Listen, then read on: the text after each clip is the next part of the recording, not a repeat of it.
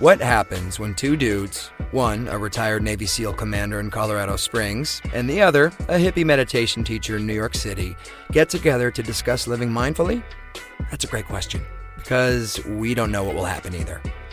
Raw, uncut, and unapologetic. Welcome to Men Talking Mindfulness with co-hosts John McCaskill and Will Schneider. Each week, we take an authentic dive into how mindfulness continually impacts our lives, deepens our relationships, and allows us to be emotionally alive. We filter all of our conversations through the man box, where we unpack how as men we are expected to act in society, how fighting the authentic human experience is exhausting and damaging, and how mindfulness can help. Now, on to the show.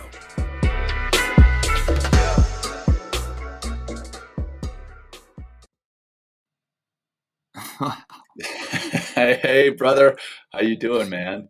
I'm good. Welcome back, John. We're back on the show. It's been a little bit of a break. It has been, man. A lot has changed. Here we are. We're actually recording this particular episode a little bit ahead of time. So if you're watching it on LinkedIn and Facebook and everywhere else, it was pre-recorded, but I'll be here in the chat to answer any questions or whatever the case may be.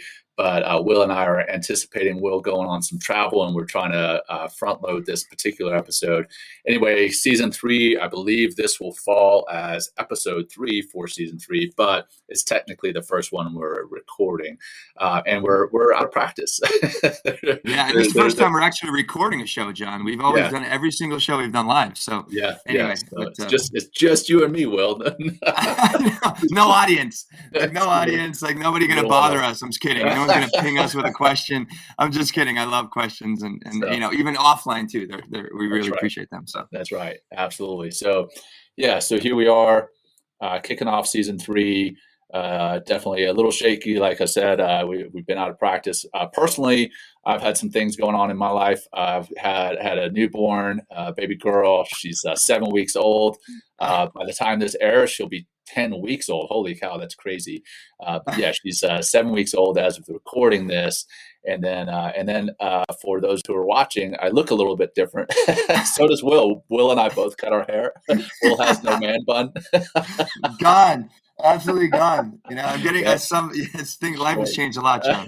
Short hair all around. And I shaved my beard, so I'm going to have to grow my beard back so that I fit the little logo that we have, Men Talking Mindfulness, with the beard. But hey, so anyway, today's episode is on various forms of plant medicine or psychedelics. We're going to talk about psychedelics. We're going to talk about empathogens, and we're going to talk about which the other one, Will? Oh, cannabinoids. Yes. Yeah. So we're going to talk about the Mary Jane. That's right. We're going to talk about that today on the show, how that ties into mindfulness. The benefits of these different plant medicines or various hallucinogens, psychedelics, empathogens, and just run through various experiences that we may or may not have had. Before that, Will, man, brother, how are you, man? I've been running my mouth for a while. How you doing? John, it's good to hear your voice. It's great to be back on the show to connect with you. I mean, we still, just so all listeners know, even though we've taken off 4 weeks, John and I still haven't met, which will happen. So we're still just doing virtually. I've been good. I'm actually, you might have you can see a different view of my background here. I'm actually at my parents' house. I have this coming Saturday, I have my 75th annual Schneider reunion coming up. 75 straight years. Like last year was a bit of an unofficial reunion. It happens the second Saturday in July, for the last 75 years. But because of COVID last year, we needed to, just kind of be safe. But we're all getting back together. We'll have 100 or 80 crazy Schneiders, out in our same spot. We go to the same spot every year, John. So it's good to be home. I wanted to spend more time with my mom and dad. My mom currently, just, to be real, is currently in the hospital. She went in the hospital on Tuesday, was admitted with a deep bacterial infection. We're still trying to get the blood work back today. So hopefully we'll know a little more how she is. She's doing good. She's conscious. She's walking, and it's I've never personally kind of worried too much about my mom, and she's in good spirits. She's doing well. She's going to recover from this thing. But, I got to say, and I'm sure a lot of other people and yourself, Jon, aging parents it's starting to really begin to, affect my life, instead of it just like, oh, just call them and say hello, whatever. And, and go to vacation and go home for holidays, and it's, so it's requiring a whole nother set of skills, like a lot of patience, Jon, which I think will be our first live episode that we're going to do. But it's good to be back here, and I feel good, as far as like my mom, and, I'm not like, I'm not nervous. Like of course I care very much about her. I'm going to go to the hospital right after this and see her. And thanks for anybody that's pouring love after this, later on. I really appreciate your caring and stuff, but it's good to be back. And I'm really excited about this topic, Jon. We're looking to expand this into like 3 or 4 different parts on psychedelics, because I bring in a bunch of experts and really help us understand, in our audience, and about how these therapies and these medicines have really, the reason we're talking about them because of the incredible impact and finally the science, and it's been there for a while, the science, but now it's more in the mainstream. People are hearing about shrooms and, ayahuasca, and marijuana is becoming more legal and stuff like that. So I'm glad we're able to bring this information to our audience today, for sure. Yeah, no, absolutely. Yeah, the information on the various products themselves, and then the benefits of the use of them, and we also want to make sure we will go into the disclaimer here in a second. Yeah, we don't want to. We are not physicians. We're not healthcare professionals in any shape, form, or fashion. So anything that we say is for information only. And I'll let Will read the disclaimer here in a second. Because he put together a wonderful disclaimer just to make sure we're covering our butts, and we're not putting out stuff that you take as gospel. We want you to do your own research on that. But that said, if you've never listened to the show before, if you've never watched the show before, Will and I, we are brothers from another mother. We're across the country from one another. I'm in Colorado Springs, and Will is there in New York City. I'm a retired Navy SEAL commander. Will is a self-proclaimed hippie yogi. It's just I never call myself a hippie, but, but it works, Jon. It does work. But anyway, the two of us have gotten together to talk about mindfulness and all things connected to or associated with mindfulness, the benefits of how you develop those different things, etc. And again, if you've never listened to the show or watched the show, how we kick it off and wrap it up is with a grounding practice. We started off with a grounding practice, wrap it up with a grounding practice, just to show that we do practice what we preach or talk about anyway. I don't know about preaching. And also to teach. This is an opportunity for people. What I love about the grounding practice, when we discovered that's like, hey, let's do this. It's like, so hopefully, as you go through the grounding practice and listen to the rest of the show, and we close another grounding practice, you take this, and we're just going to basically breathe in some sort of way to start. Hopefully, you can take this with you, and when you need to feel grounded, when you need to, just be more of yourself. That's why I love doing these practices at the top and the end of the show. Yeah, absolutely. So that said, man, take it away, brother. All right. Good. So wherever you are, whatever you're doing, even if you're kind of driving, don't close your eyes, or if you're at like, a grocery store or something like that, maybe just stop and everyone just kind of put a pause on what you're doing right now. So to really just kind of find more of yourself and ground more of yourself. If you're comfortable, close your eyes. I suggest if you're sitting down, bring both feet onto the floor and really kind of ground them onto the floor, which will help you kind of plug into the energy of the earth. You can interlace your fingers or allow your hands to rest on your thighs. Really try to keep a long spine, open up your chest. So you can kind of maybe wiggle on your sit bones if you're sitting down, or waddle on your feet, or maybe if you're in your car, maybe just kind of roll your head a little bit side to side. And again, close your eyes if that's safe for you. And let's just start with a nice exhale through the mouth. Like, let's completely exhale out. So really hit the bottom of that exhale and pull the diaphragm all the way up under the rib cage. And let's take a nice big inhale through the nose. So bigger, bigger, bigger. Feel that expansion from the belly to the ribs, all the way to the top of the chest. And exhale out the mouth, nice and easy.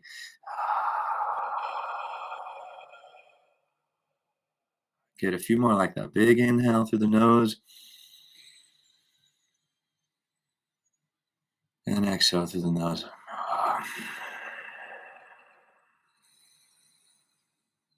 Good. Again, in. And out through the nose. Okay, let's do a few more rounds. We're going to inhale for 5 seconds, exhale for 5 seconds. Try to keep, the transition and within the inhale and the exhale itself really smooth from beginning, the middle, all the way to the end. Let's start together. Exhale out the nose.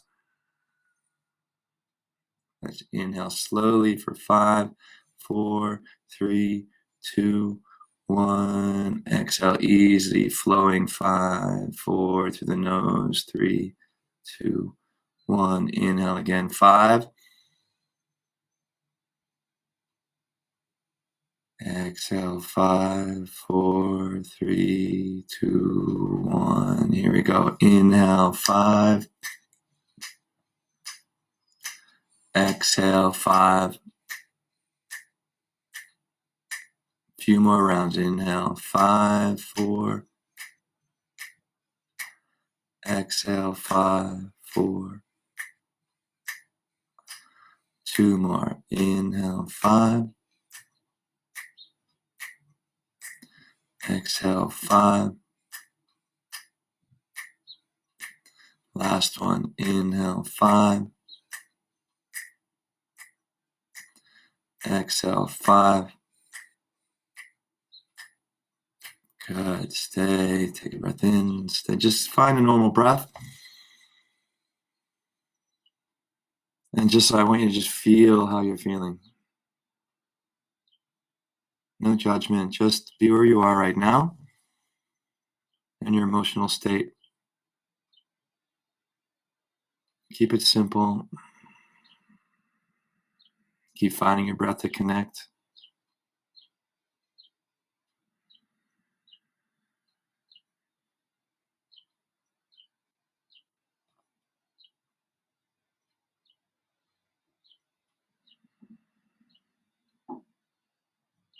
Great. We'll just do one breath to close. Let's empty out. Hit the bottom.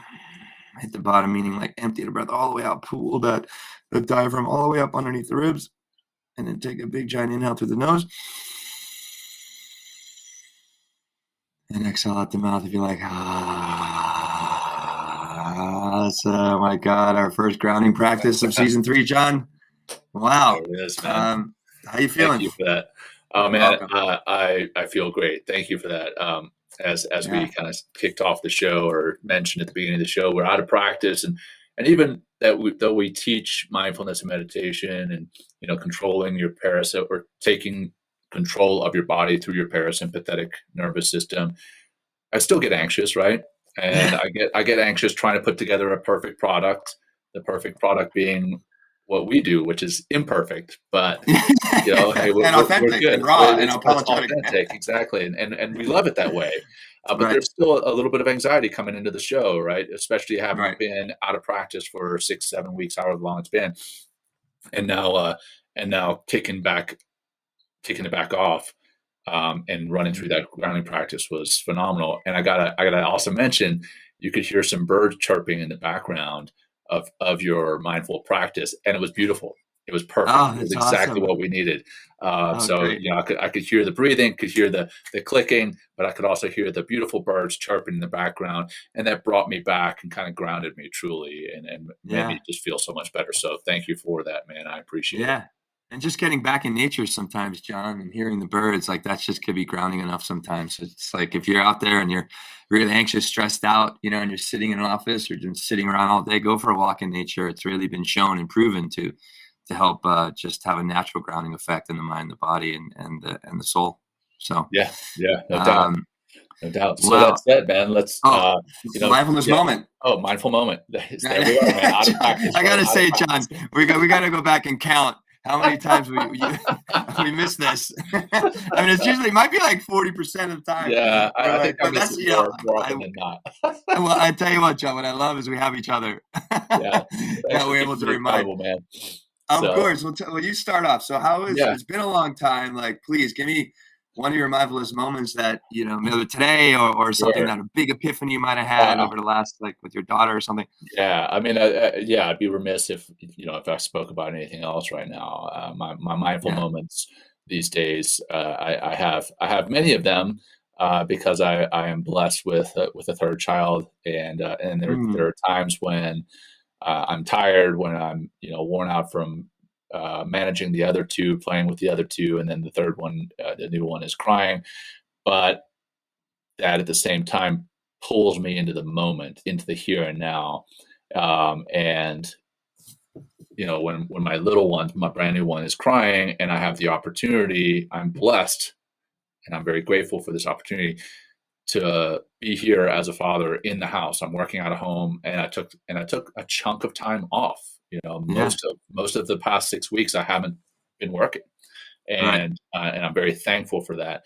But I have the opportunity to go over and pick up my little nugget, as I call her, this little nugget of her baby, and calm her down. Give her a pacifier or rock her in my arms. And those moments, I mean, there's just if that's not a mindful moment, I don't know what is. And Right. so I think those are my mindful moments in between season 2 and season 3, are Yeah. just spending time with my wonderful new baby, and then my beautiful bride, and the amazing mother that she is, and then my other two wonderful kids as well. And then I've had family visiting. Family comes in to visit the new little one. They don't come to visit me, right? Yeah, of course They not, come to John. visit the new little one, and it's been fantastic having family around, both just spending time with them and then having them here to help. So I think that's two things combined. It's mindful moments and gratitude. I just want to express Right. that gratitude here openly Yeah. for everyone. So Yeah. that's that, brother. What about yourself? Um, yeah, I mean, it's been a long in the sense because how much I love doing the show with you and connecting to the audience. So it's been a bit of a long time since we've done this. So I'm very mindful of that. But it's like, again, I guess we just, both of us, you just can't, we need to be, I think family and our relationships, especially the closest ones, like they naturally make us more mindful because we care for them. And I talked about my mom earlier, and it's kind of different being home, like, because my mom went into the hospital Tuesday morning. So I've had like Tuesday, Wednesday, and now Thursday, just me and my dad. Like, and it's been fun, like just spending time with. And somehow it's almost a gift in some ways. I can have time with my mom at the hospital and just kind of sit and talk with her, and then I'm home back in this is the house I grew up in too, with my dad, and so it's been nice to cook with him and talk with him, and then we're just like, oh well, leave the computer on the table because your mom's not going to care, she's not here. So it's like, so my mom's always so like, we're kind of wrecking the house a little bit, or definitely not up to my mother's standards, which are pretty stringent. So that's been kind of fun. We're like, leave the chair on the lawn, whatever. Mom's not here, so She's gonna watch this later, and she's gonna get on you. Yeah, I know. She's gonna be like, "Oh my God, what were you doing?" But and even like her cat, like the cat's been really strange, like because the cat can be a bit of a bit of a nuisance. Or so my mom's cat's looking around today, like, where the hell, where's mom? So I've been like even playing with the cat a little bit more. So it's been actually it's been a little bit of a concerning time, but I think it also has its gifts as well. I get a Sure. chance to spend some one-on-one time with my dad at home, and also it's like we have this reunion coming up, and my dad is like 82, and that whole generation is in their late 70s and 80s.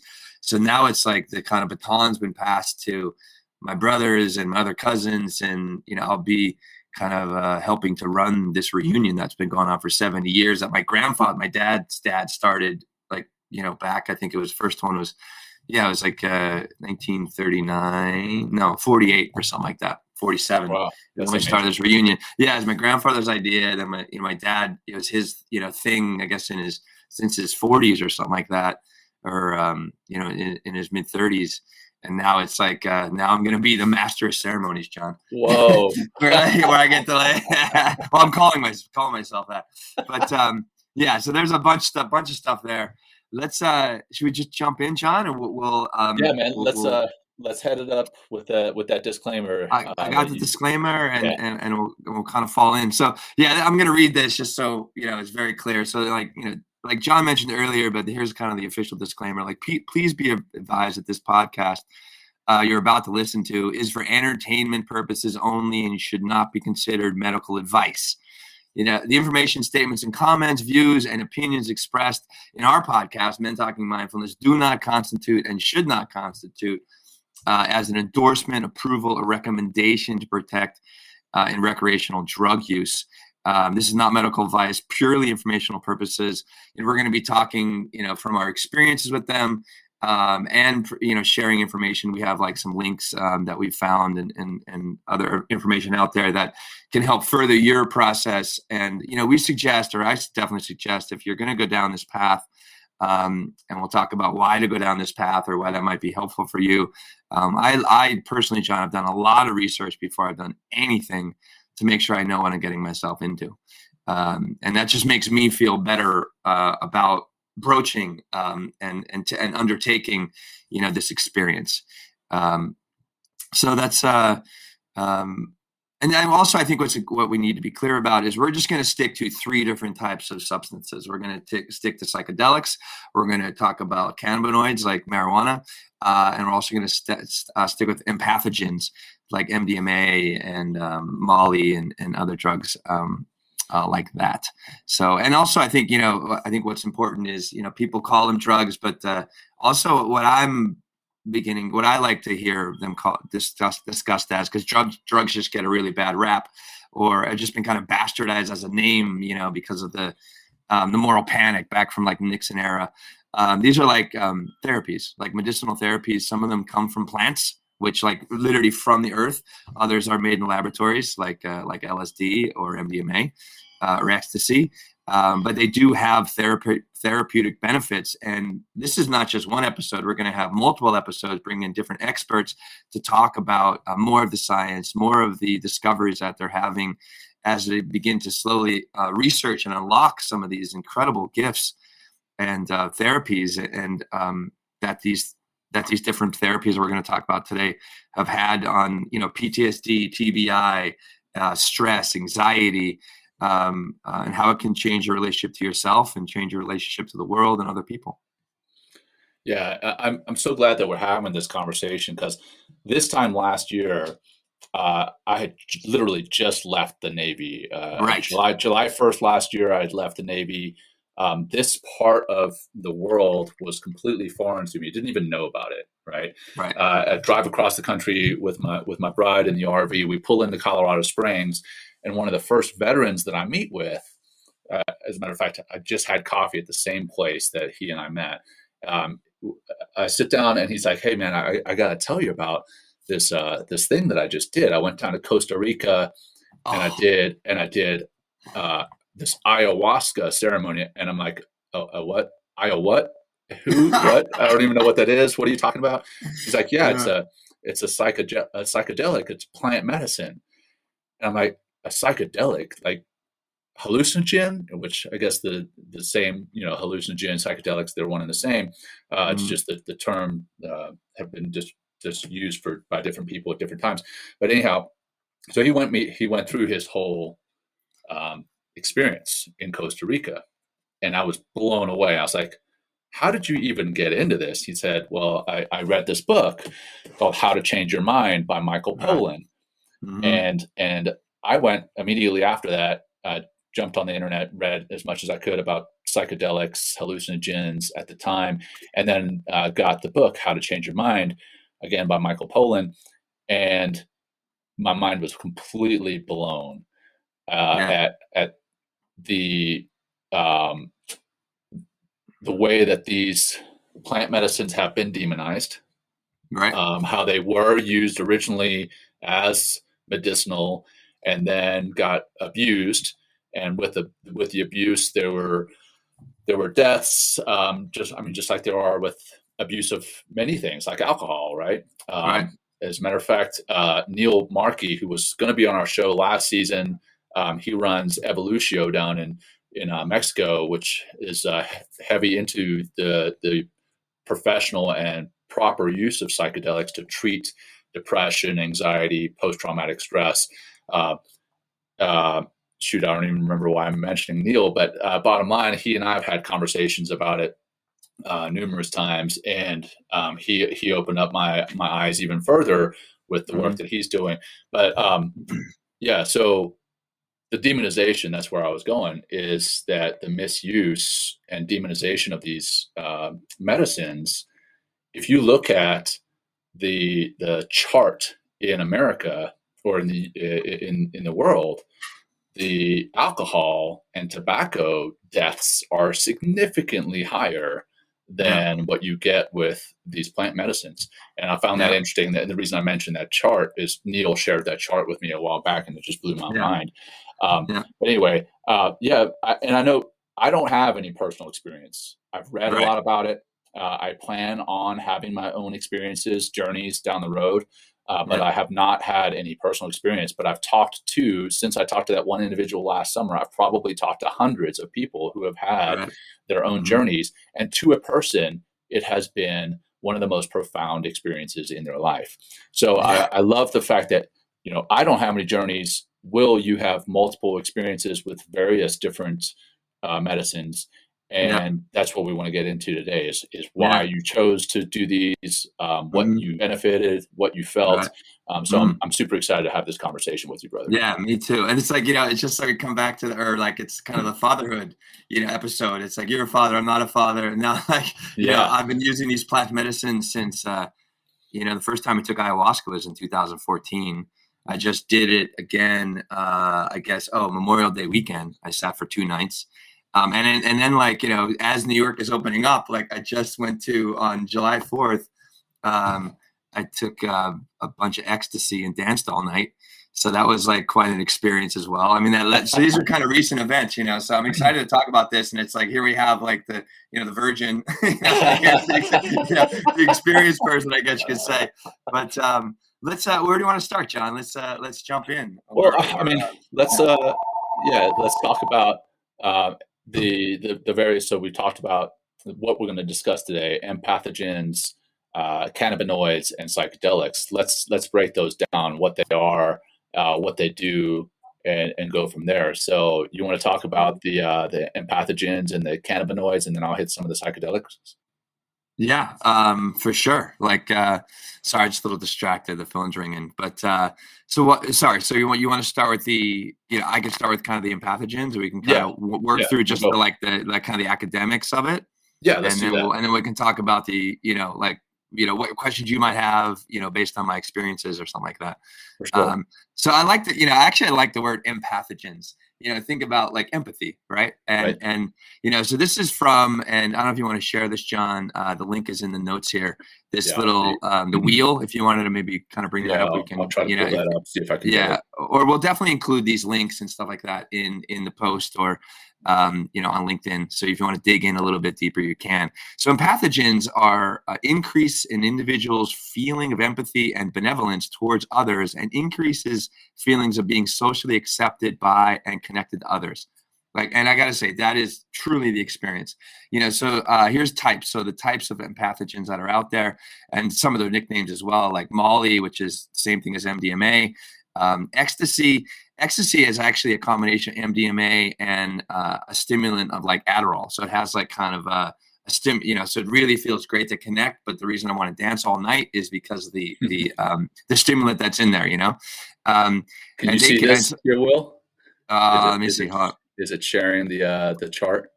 No, not yet. Not yet. No, But we'll keep digging, brother. I got you. All right. So so also what they say here in this site, here we go. Now it's showing John. So that's for our group. That's beautiful. All right. So they say, it's also said, and this is my experience as well, they increase friendliness and playfulness 100%, but can also cause mood swings, dehydration, and depression. And what my experience is, it's it takes a few days to come to to kind of regather yourself after, or at least a couple of days after like an evening with Molly or ecstasy. And that's where kind of the mood swings come in.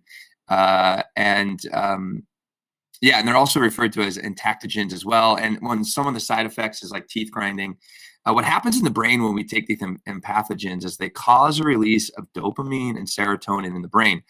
Serotonin controls mood, appetite, and sleep, and you can make you feel relaxed. And using Empathogens can cause serotonin levels in the brain to become very low, and it can also lead to hypothermia.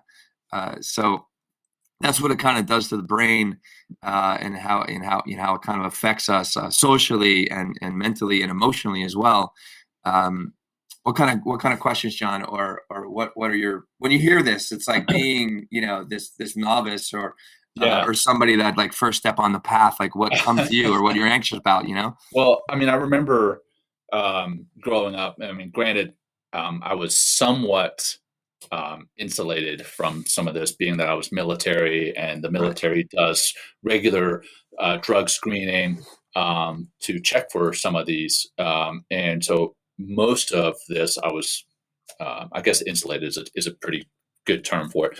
But I still went out to clubs. I still had civilian friends, and they offered me E, and E is Molly.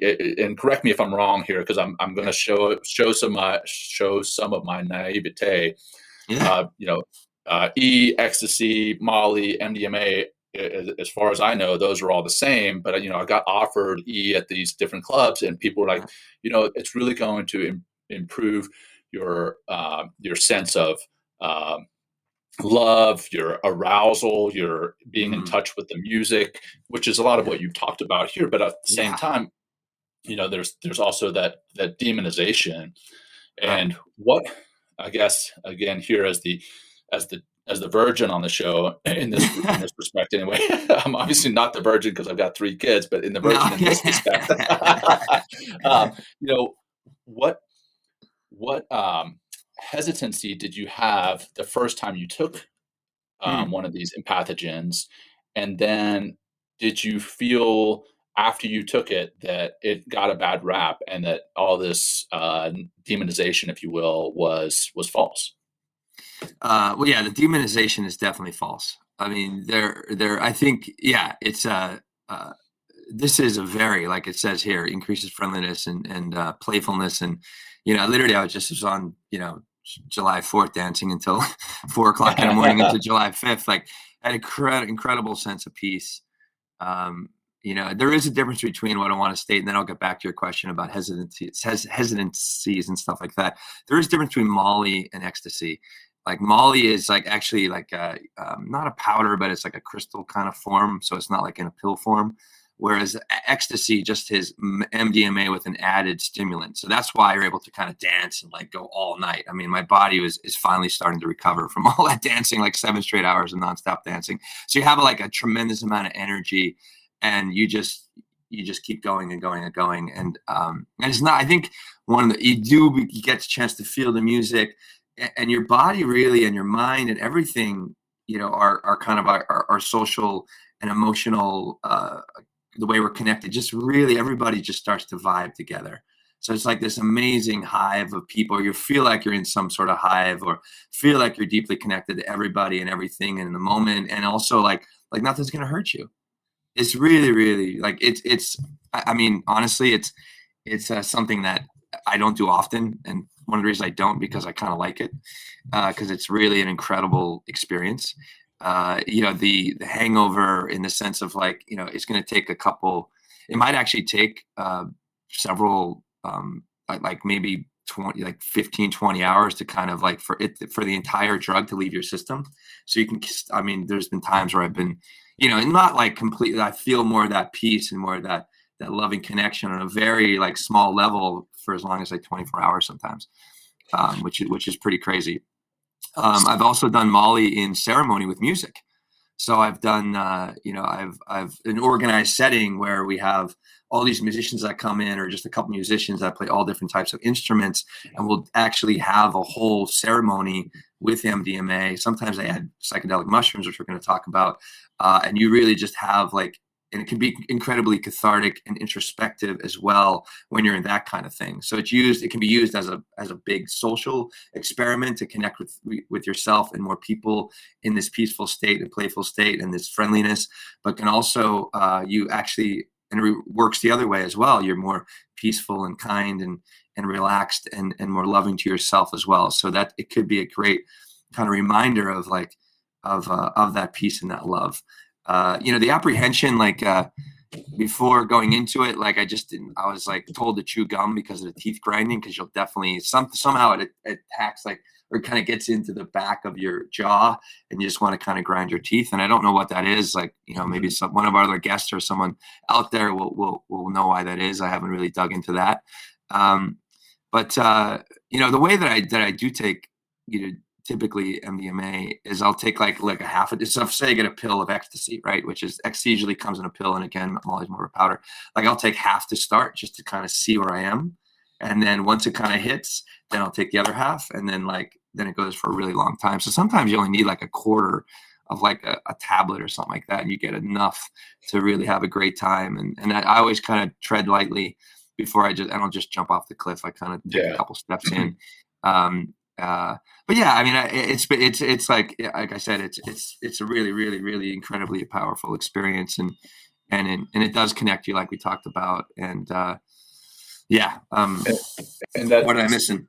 Well, I think you answered all my questions there, but something I have done some research on. Again, I have not had personal experience with this, but I've seen the use of MDMA, the use of LSD, the use of the psychedelics that we're going to talk about, the use of cannabinoids for depression, for post-traumatic stress, for anxiety. Yes, exactly. And, wow. Yeah, that's a good point. I'd love for you, if you could, talk about how. Let's specifically talk about the empathogens right now. Keep to that. How you may have noticed any changes in your level of anxiety or stress or depression, if there were any to begin with. I'm not saying that you had them, but did you notice any changes there? Oh my God. Well, definitely with, these empathogens, stress is gone. Anxiety is just gone. And this has also been shown. I mean, MDMA has helped tremendously with PTSD, and it can reduce it significantly just in one treatment. But I think it's also important to, and we talked earlier, do that with a doctor, but consult your physician, and there are clinics out there, or not necessarily MDMA clinics, but all that research that's been done in the 50s and the 60s is all that information is coming back to the forefront as these therapies become more legalized and more accepted and not demonized. But also all of these drugs, and especially MDMA, it gives me a reference point of how peaceful I can be. So it gives me something to play with. It's not like you're completely out of it, Jon. Not at all. I'm not in some oh yeah, let's just go wild and crazy and dance. It's no, seriously, you're not. I can really get into a deep conversation. I can sit with my friends, and I just love them all. I just love everything that's going on. I'm it's the most peaceful. Some of the most peaceful experience I've ever had in my life are on something like this. And for me, it acts, like I said earlier, it gives me a reference point of what peace can be. And I can find, if I work in a long, say I'm doing Vipassana meditation, for 10 days, I can get to that state of peace. But this is takes you right on the highway within 20 minutes or 30 minutes for it to get into your system. And you're just wow. And then but then there's also on the back end, that's when you kind of get the mood swings, and you might be tired for a couple of days and don't feel like yourself. But, today is Thursday, and I'm back at 100% from healing from the dancing I've done. My body just took a wreck from dancing 7 hours. And, but did it take, okay. That's a great comment right there is, did you feel wrecked because you danced for 7 hours, or did you feel wrecked because you were on the MDMA?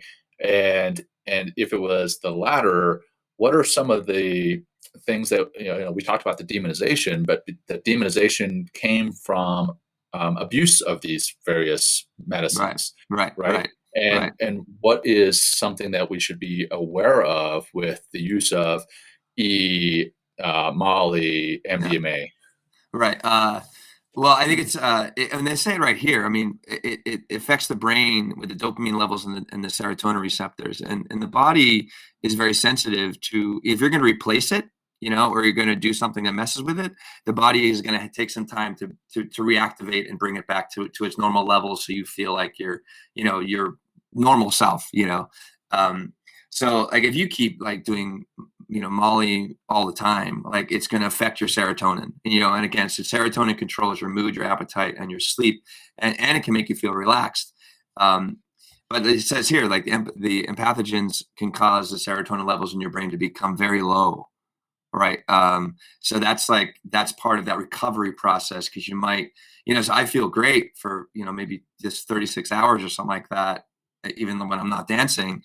But then it's like it's like another 36 hours, you're like, oh, wow, like I'm just a little moody, and maybe a little cranky. I need some more sleep.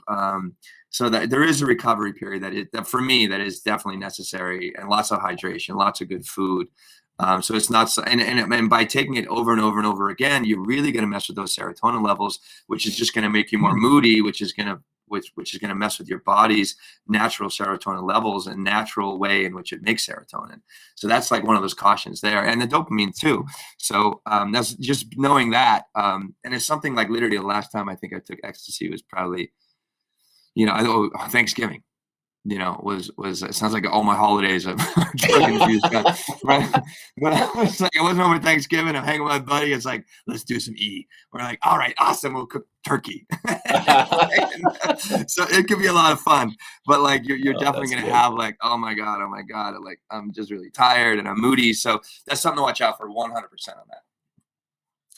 Right on. I mean, that's all great information, Will. And Thanks, again, definitely have piqued my interest, and I'm always trying to identify ways to alter or enhance my mindset, or my state of mind is probably a better way of saying that. Right. And I know both you and I are big fans of Stealing Fire. Yes. And a lot of this is covered in that book, Stealing Fire, and how these various medicines can change your state of mind, can change it in a positive way, so that you are more empathetic, Right. so that you are more creative, so that you are more focused, so that you tap into different parts of your brain that you may not normally tap into. Right. But that said, again, that disclaimer still is in place, right? We're talking about a lot of the good sides of it, but you have to make sure that your mindset is right going in, that you're in a safe environment, and that you're doing it in a safe way. I think a good word, John, is respect. Like you have to respect these drugs. Like you really, they're going to mess with you in a good way, but also it has like a side, a kind of an after effect as well.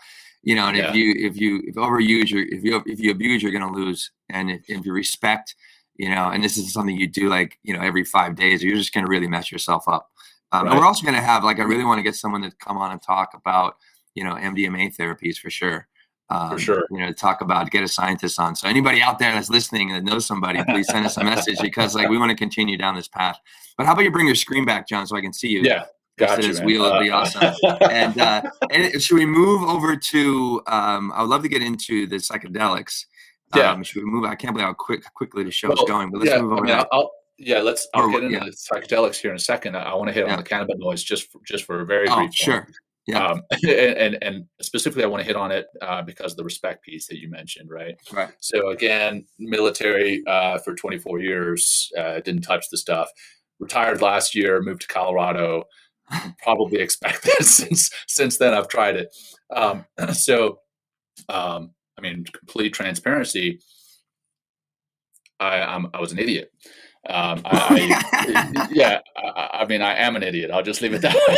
No, you're not, John. Then we're both idiots, John. I'm with you, buddy. Well, I didn't.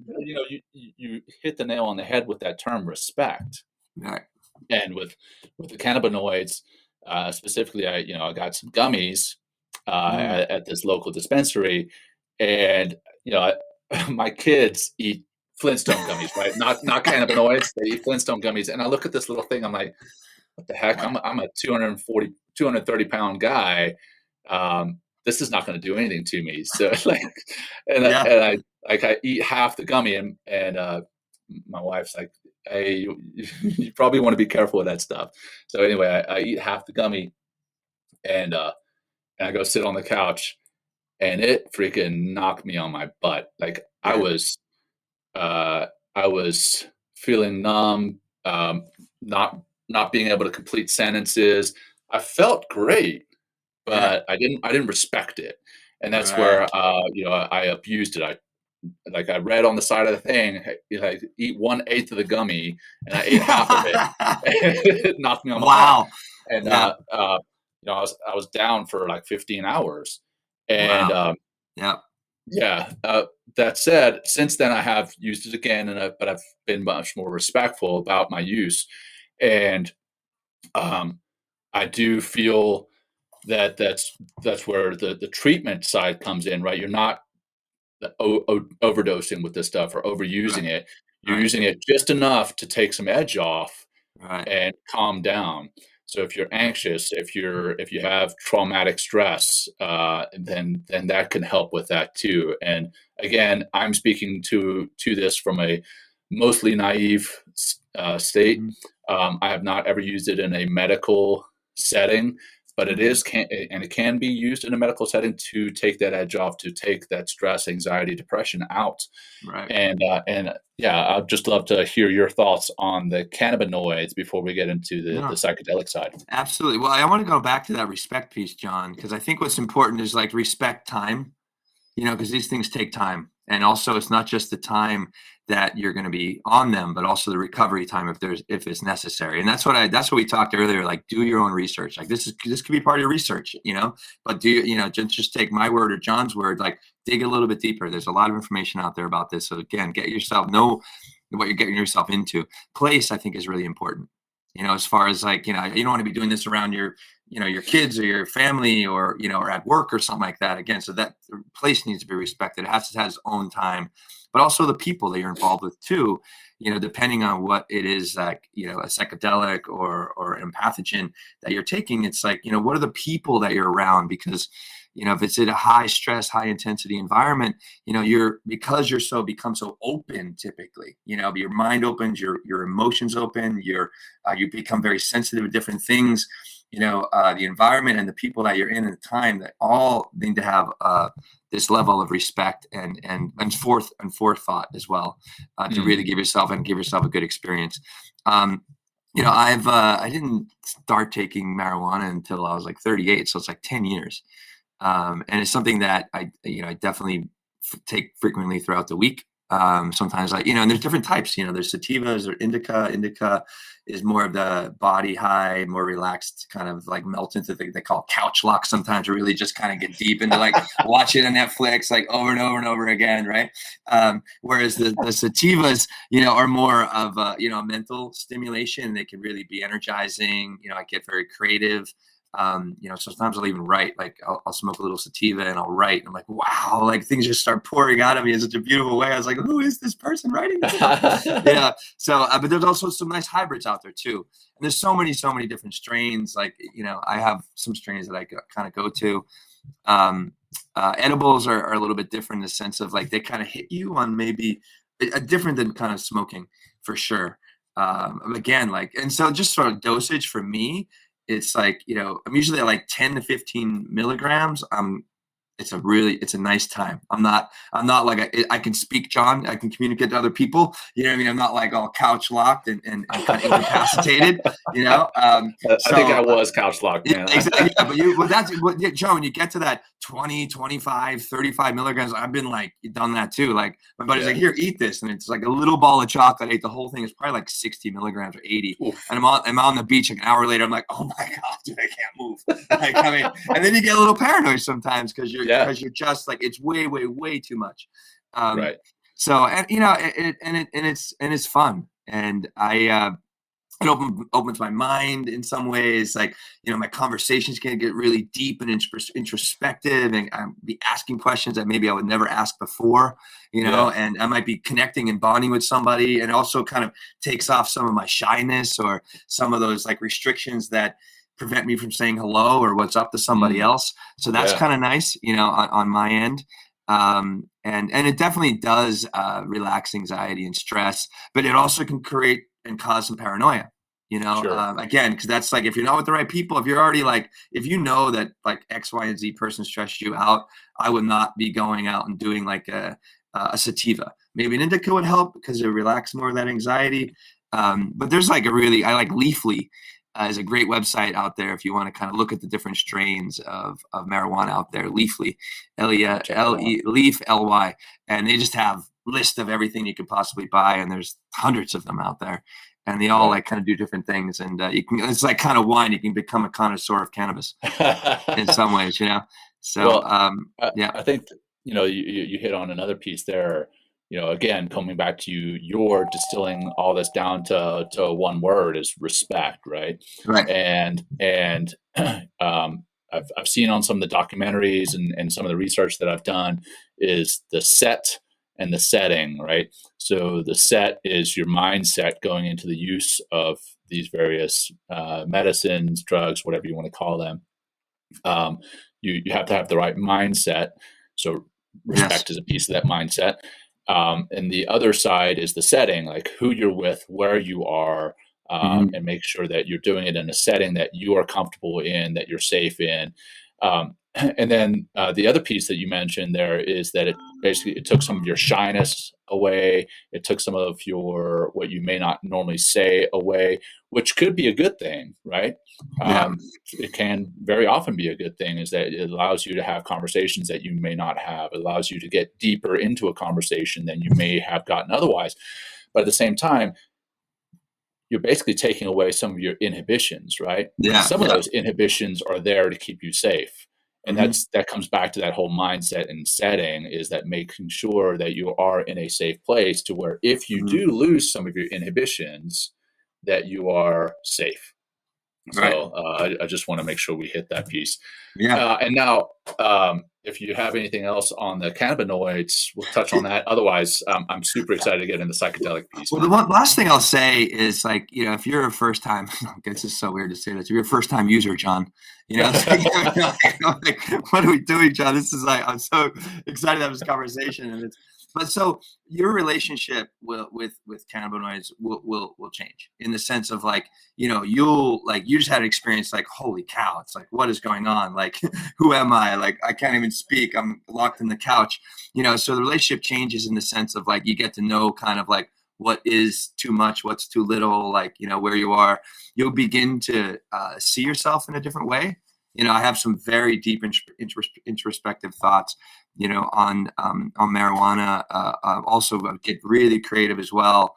I also get to see, also, as I've been more using marijuana, I can see like when I'm getting anxious or when I'm getting like, slight paranoid. And then I'm just like, why do I have to be that way? Like, everything is okay. I remind myself that I'm in a safe place. Whereas sometimes you can, like, if you're because sometimes I can be naturally anxious sometimes. It might not seem that way, but sometimes underneath I'm like, okay. It can kind of heighten some of that energy and that emotional experience. But I think, but also it's like, because of mindfulness, because of meditation, because I can find my breath, which is a big deal. All of these, anything we talk about today, you can find your breath. I usually find myself, and then I can kind of, walk back away from that paranoid, away from that stress or that anxiety, and be like, no, everything is fine. Yeah. So that's the last thing I want to say about that. Your relationship will change over time. I feel as you begin to take these medicines. Awesome. And that's actually, I'm glad you mentioned that. Before we get into the psychedelics, you mentioned finding your breath when you start to maybe have that sense of paranoia. Yeah. And I want to tell you, we are men talking mindfulness. That's what the show is. Yeah. And some people may be like, hey, we're 50 minutes into the show now. People might be like, what the hell does all this have to do with mindfulness? There you go. And I'd love, before we get into the psychedelics, or maybe as a segue into the psychedelics, how does mindfulness tie into the use of these alternative therapies? And that's what I've kind of renamed the show. At the beginning of the show, you may have seen psychedelics at the bottom of the caption there. I've changed it to alternative therapies and mindfulness. How does mindfulness tie into the use of these alternative therapies?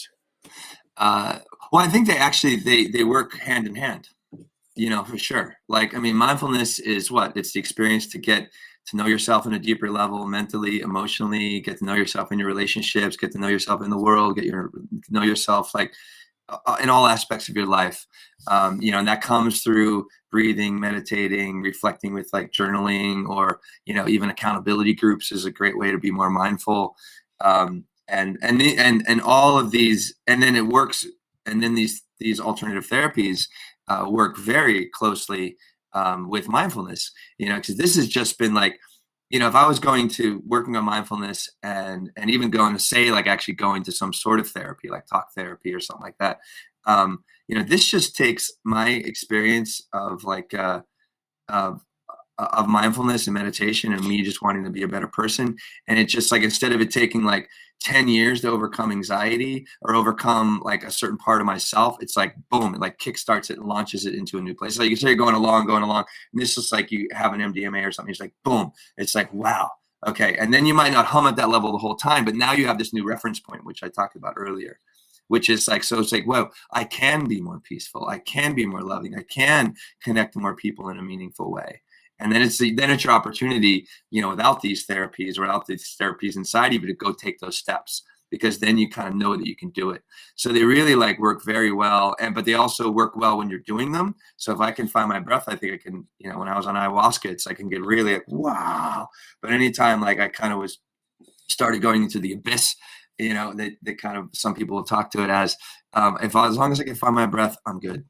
Like I'm good in the sense of like, let the experience work through me and be of me. Right. But I still have myself, or I still have my breath, which I can find myself in this moment in time, which has been important for me, but I also feel it's, that might be something I need to get rid of, so I'm working towards like with these psychedelic therapies, and these medicines to, even get out of that time and space and just really go to a place that I really lose my mind.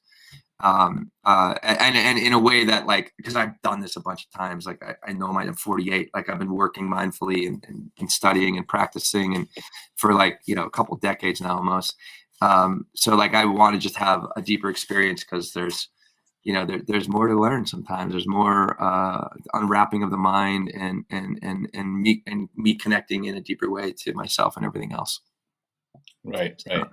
Yeah, man, I love it. So yeah, let's jump into the psychedelic side, man. You mentioned the ayahuasca there a second ago. Yeah. Let's talk about, and then let's see if I can bring that drug wheel back up. I'll try to, and I'll shift down to the psychedelic side. Sure. And talk about the various forms. Let's see here. Well, how about I'll do the academic stuff. So psychedelics, known as hallucinogens, are a class of psychoactive substances that produce changes in perception, mood, and cognitive processes. Like that's a lot, right? A class of psychoactive substances that produce changes in perception, mood, and cognitive processes. There are many different types of psychedelics. Some occur naturally in trees, vines, seeds, fungi, and leaves. Others are made in laboratories. So such drugs like this are LSD, which is from a laboratory. Ayahuasca comes from a vine and actually a root combination. DMT, which is the active psychoactive substance in ayahuasca, could also it's also in our pineal gland, released every time that we dream and every time just before we die, but could also be snorted or they have pens. They have DMT pens now, John. And that's only like 15, 20 minutes, like wow, out of your mind kind of experience. And then psilocybin, which comes from magic mushrooms, is also a psychedelic experience as well. Psychedelics, going further into the academic, psychedelics affect all the senses, altering a person's thinking, sense of time and emotions. They can cause a person to hallucinate, seeing or hearing things. Like I've definitely heard, I've talked to this entity on ayahuasca. It's crazy. I've heard voices on ayahuasca. I mean, it's like, wow, like what? And, hearing, seeing that do not exist or are distorted. And you mentioned here, like Mike Tyson, he's done, I know MDMA, which I don't know if he's done ayahuasca or taken MDMA. And he goes on to say, Mike, this is a quote from Mike Tyson. I look at life differently. I look at people differently. It's almost like dying and being reborn. It's inconceivable. I've tried to explain it to some people, to my wife, and I don't have the words to explain it. It's almost like you're dying You're submissive, you're humbled, you're vulnerable, but you're invincible all at the same time. So, and I think he took bufo. So bufo is a toad venom. Comes from a frog or a toad that you like put in your skin or something like that, and it's just like you have this experience. I haven't done that one, but that's the kind of the rundown of psychedelics. Yeah. So what I'll say is I've done. Sorry, so I've no, go for it. LSD is incredible. But again, it's got to be respected. It definitely has a bit of a hangover, but that is an incredible, incredible experience. There we go, John. Did on New Year's this year. I know.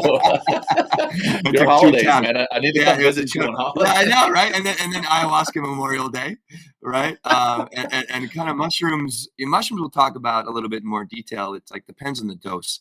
And we mentioned a movie here called Dosed, which combines iboga, which is a very, very powerful psychedelic, and psilocybin as a means to treat people with that are addicted to heroin. So where do you want to start with this one, John? Yeah, well, I'm actually glad that you mentioned Dosed. That's a movie that I watched recently. I sent it over to you. I think it's a pretty powerful movie, pretty powerful testament to the power of these medicines, not just to heal, but also to break other addictions. If I remember correctly, the young lady on the show was addicted to opioids. Yes, and I know that there's an opioid crisis in the world, and these alternative therapies that we're talking about may help to get people off of these other much more harmful drugs. I also I met a veteran here in the Colorado Springs area, introduced him to some of the organizations that we're actually going to be talking to later in our season. He has since done an ayahuasca retreat down in Mexico. He's done ibogaine, which really helped him. He was suffering from some, I won't name names, but he was suffering from some stress and anxiety and traumatic brain injury. Stress. Yeah, exactly. And then since then he's done the psilocybin, and I asked him, I was like, well, what was the best for you? And he's like, well, they were all different, right? They all did things differently. But he said the iboga, the ibogaine, that was the most powerful. And in the movie Dosed, that was also the most powerful. But then he used the psilocybin from the magic mushrooms, quote unquote, to maintain what he had gotten through the use of the ibogaine. But he said it's changed his life. So that's where so much research is being done, which is funny because a lot of this research was done decades ago. And then the people who were doing the research were labeled, the most dangerous man in America, Tim Leary, by President Nixon. Tim Leary was, a psychologist, a writer, and a researcher into psychedelics and a proponent of the use of these psychedelics. And at the time, Richard Nixon called him the most dangerous man in America. And see how far we've come, right? So that research was done, the 60s.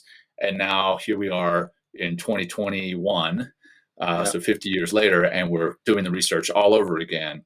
But it's pretty wild to see how these alternative therapies can be used to heal someone, to increase creativity in someone who may not need healing. They can be used to increase creativity, increase empathy that you talked about earlier with the empathogens. How it can be used to break addiction of other drugs. It's really wild, and I'm super excited that we're doing this series. It's not just a one and done show, right? So we've talked about several different variants of alternative therapies. And let me stop sharing screen here again. So we've talked about various types of alternative therapies here. And we're going to delve more into psychedelics again later in the season, a couple of times actually in the season. But I guess I'm just rambling, talking about how great it is that we're doing this. But it's wild how we've come full circle, I guess is what I'm trying to say. 60s, it was being used, research was being done, people abused it, didn't respect it, including, I mean, in Stealing Fire, they talk about how the agency, the CIA, was using it at different levels, and how they were, then they started abusing it, even within the agency. And abuse of anything is going to lead to a negative effect. So I guess the word of the day for this particular episode is respect, man. And I think you nailed it with that. So I guess we're coming up. It's kind of a long show already, but coming up on the end here, let's talk about some of the resources that people can do more research on, learn more about these different medicines. So we've mentioned it already, Stealing Fire by Stephen Kotler and Jamie Wheal. Check that out. It's an excellent read about altering your mind state and achieving different levels of mind state to do different things. How to Change Your Mind. We've talked about that with Michael Polan. We'll put links to this in both the text chat as when this does eventually go live, and in the podcast form. Both Will and I just recently watched Dosed on Amazon Prime. I think it's available on other networks as well, but that's where I watched it, Amazon Prime. We talked about Tim Leary. Check him out. And I mean, he's no longer with us, but check him out and his research that he's done.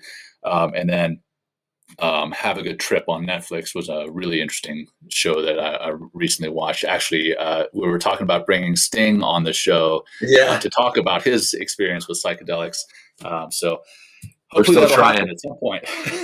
We're still trying. I think, I think, what you brought up earlier, I think, the higher level of the more potent and the more powerful the experience, the more respect it needs to have. But also you'll see as you get into ayahuasca, as you get into iboga, you need people around you to help you to be for these therapies to be administered. You need people, or even like a high dose of psilocybin and mushrooms. You can take like 6 grams of psilocybin and good luck, but it's nice to have somebody or a professional there with you if you're going to go on this journey. So like another thing, that's another, like the levels of respect. I mean, I think it's all should be respected, but like when you get deeper, like ayahuasca is extremely. It's overnight. It's like 6 or 8 hours. It's like incredibly profound. Like I've learned so much more about myself and my relationships and about love and about kindness. And, it's actually helped change all my relationships to my closest, to my brothers, to my mom, my dad, to all people in my family, and also how I approach the work that we do. LSD is kind of a different psychedelic in a lot of ways. It's like very, the room starts to move, things begin to melt. Like, I've just get extremely joyful and playful. Another opportunity where I kind of danced for like hours, and I just sit and meditate and just feel things. Like incredible LSD. It's really, really good. I mean, disclaimer. Let's put the disclaimer back. I know, disclaimer. Sorry, these are my personal experience. And psilocybin, I got to say, it's like, again, at the different doses, like, if you're only going to take maybe 0.5 gram or 1 gram, it could be like a bliss bump. It could just be something fun you do with, like, I've done it with, I have these things in the city called Space Rock. So it's like 5 milligrams of THC, from marijuana, and like, 0.15 milligrams of psilocybin together. And it's like, this is a party. It's fun, so like we're going to have a bunch of experts on. I think we need to actually bring somebody, I think an MDMA therapist on, John. I think it'd be great for the show. And for sure. But thanks for mentioning all those resources, John. Again, there's no shortage of resources, and I'm so glad we're kind of kicking off this, this one of our first 3 episodes this season with this topic, because it really has been used extensively. We're going to bring Jesse and Tammy on from Heroic Hearts. Ayahuasca used extensively to help veterans, and they're finally beginning to see, like, wow, like these can really help, the people that have served our country and have been in these very extreme circumstances in battle, and help them to get back to a normal life. So it's really exciting time, very, very exciting time, that for all of us and humanity, and no more of this moral panic. That was just like, I don't know. I think part of it, I feel, is like it would prevent them from controlling the masses. Whereas now we're kind of like coming into like a renaissance of our consciousness and getting on the other side of this pandemic, and we're beginning to see how we can, just be better with one another. And these therapies are definitely helping us to understand, see, and experience like ourselves. If you kind of go down this path of how it's like, whoa, like, boy, was I, in the wrong mindset here. Right. And I think, would you call it moral panic? Yeah. I think is the term. I think there's also a money reason as to why these have not been big, and it's big pharma. Hey, big pharma can treat depression and anxiety with various antidepressants, anti-anxiety meds that cost a fortune, and you feel that you have to be on these the rest of your life, and they're going to make a fortune off of that, right? Right. Big pharma doesn't want us to use alternative therapies that cost, pennies on the dollar. So I think that's another side of things, but I won't make this political. That's just my personal opinion. No, so I feel you, but thanks for saying that. Yeah. So that all said, we'll wrap it up with a quick grounding practice, and then we'll be done with episode number 3, but recording number 1 of season 3. I know. It's good to see you, John. Crazy. This is awesome. You too, man. You too. So I'll lead the final grounding practice just to wrap us up. As Will started off the show, you can, if you feel comfortable doing so and it's safe to do so, go ahead and close your eyes. And if you can, sit up straight, but not forced. Sit up straight, but not stiff. And bring your attention to what it is you're feeling physically right now. Can you feel the ground beneath your feet? Can you feel your hands either resting in your lap or fingers intertwined? Can you feel what they're touching? Can you feel yourself physically in the space that you're in? Can you feel the cool air or maybe the heat on your skin?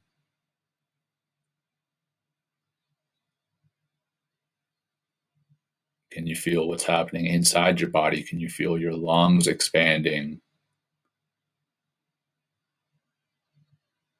and contracting? Can you feel your heart beating?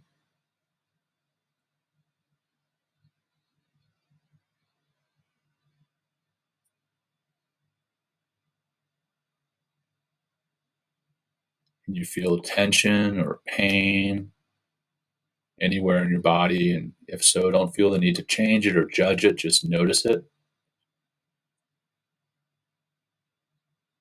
Be with it.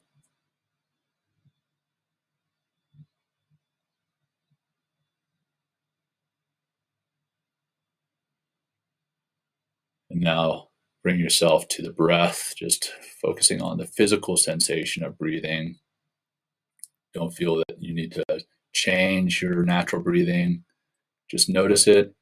Feel the air entering your body and then leaving your body.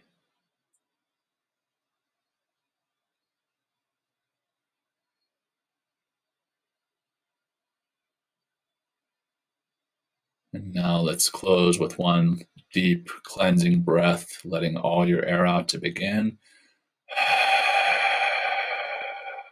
Deep in breath, in through the nose. Hold that. And let it go nice and slow, slow, slow. And when you're ready, go ahead and start to blink your way out of the practice, bring some movement back into the body.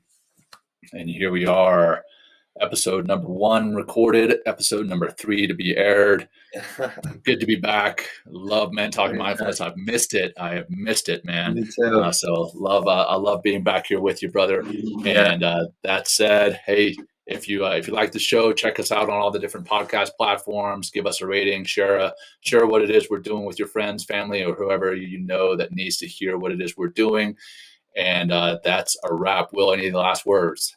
No, just no. Thank you, John. It's great to have this platform. Thank you, everyone out there, for listening. Thank you for sharing, and we're really excited for season 3. I mean, this is like the 3rd episode that you're hearing now, but we're going to have a lot of, great people on this season, and we're learning so much of how to use, Jon and this platform, Men Talking Mindfulness, and it's great to be back, Jon. It's great to see you, and I'm really, it's a topic that's like near and dear to me because of how incredibly helpful it is. But definitely get out there, go back and replay the disclaimer, do your own research before you dive in, and if you have any questions, like hit me up on LinkedIn or wherever, and we can talk if you need to. So thanks again, Jon. Beautiful, beautiful time, and it's great to be here at my parents' house and doing the show as well. So thanks. I love it, man. All right, I'll see you next week, brother. Thanks, Jon. Thanks for joining Wheal and Jon on Men Talking Mindfulness. If you enjoyed the show, please like and share it with your friends and family, and please, we would appreciate a review too. Until next time, this has been Men Talking Mindfulness. Thanks for showing up.